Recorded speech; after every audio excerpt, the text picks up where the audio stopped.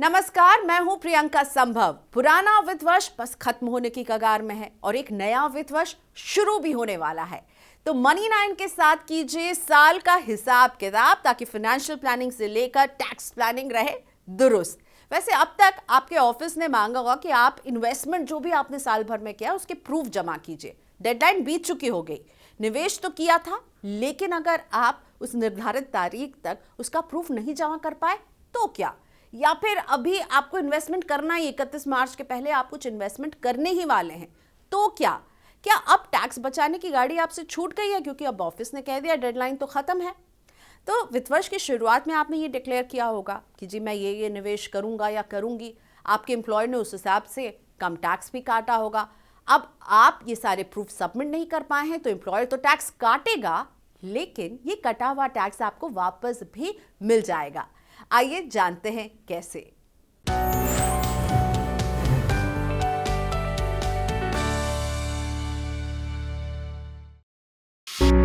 इनसे मिलिए, ये है अनुराग मोहंती। पहली नौकरी लगते ही अनुराग ने 50 लाख रुपए का टर्म इंश्योरेंस खरीद लिया था। ये बीमा उन्होंने तब खरीदा था जब वे सिंगल थे। अब मिसेस मोहंती और बिटिया पीहू भी साथ में है। होम लोन की EMI जा रही है, बेटी भी जल्द स्कूल जाने लगेगी। यानी परिवार और जिम्मेदारियां तो बढ़ी, लेकिन नहीं बढ़ा तो बीमा का कवर। जबकि बीमा का तो पहला नियम ही ये है कि जैसे जैसे जिम्मेदारियां बढ़ें, बीमा का कवर बढ़ाते रहें। अनुराग अकेले नहीं हैं, तमाम ऐसे लोग हैं जो बीमा खरीद कर उसे भूल जाते हैं, समय समय पर इसका रिव्यू नहीं करते हैं। बेहतर है कि हर नए वित्त वर्ष की शुरुआत में अपने पोर्टफोलियो में मौजूद जीवन बीमा, स्वास्थ्य बीमा की समीक्षा जरूर कर लें। कैसे करें रिव्यू? सबसे पहले ये देखें कि मौजूदा जिम्मेदारियों के अनुपात में बीमा का कवर है या नहीं।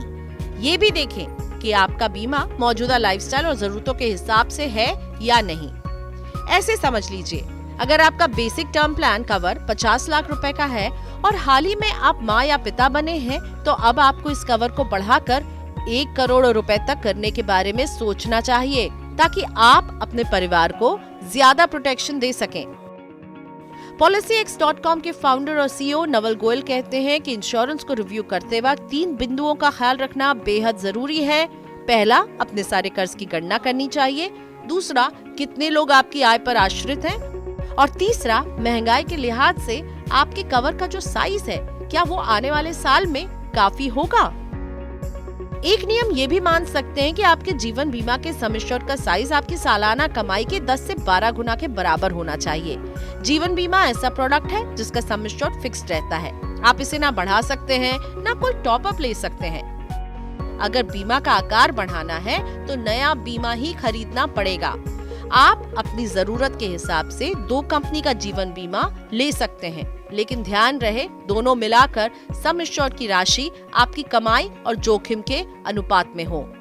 अब बात स्वास्थ्य बीमा के रिव्यू की। ध्यान रहे किसी हेल्थ इमरजेंसी में अगर इसकी जरूरत पड़े तो ये नाकाफी ना हो, इसलिए एक निश्चित अंतराल के बाद इसकी समीक्षा जरूरी है।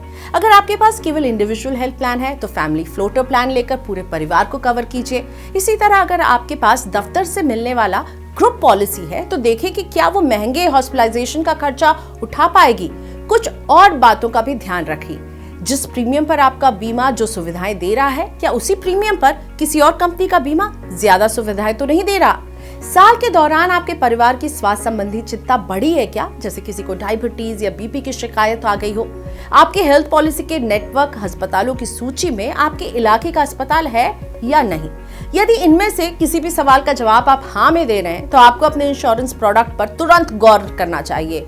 नई पॉलिसी खरीद सकते हैं या किसी दूसरी इंश्योरेंस कंपनी में अपनी पॉलिसी को पोर्ट करवा सकते हैं, या फिर तीसरा विकल्प है कि हेल्थ बीमा के कवर पर आप टॉप अप लेकर इसका कवर बढ़ा सकते हैं।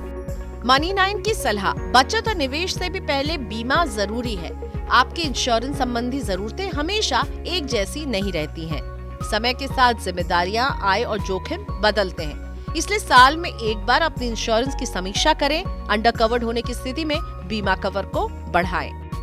और चलते चलते मनी ज्ञान में जानिए PPF, सुकन्या समृद्धि योजना और NPS जैसे खातों को कैसे आप बंद होने से बचा सकते हैं।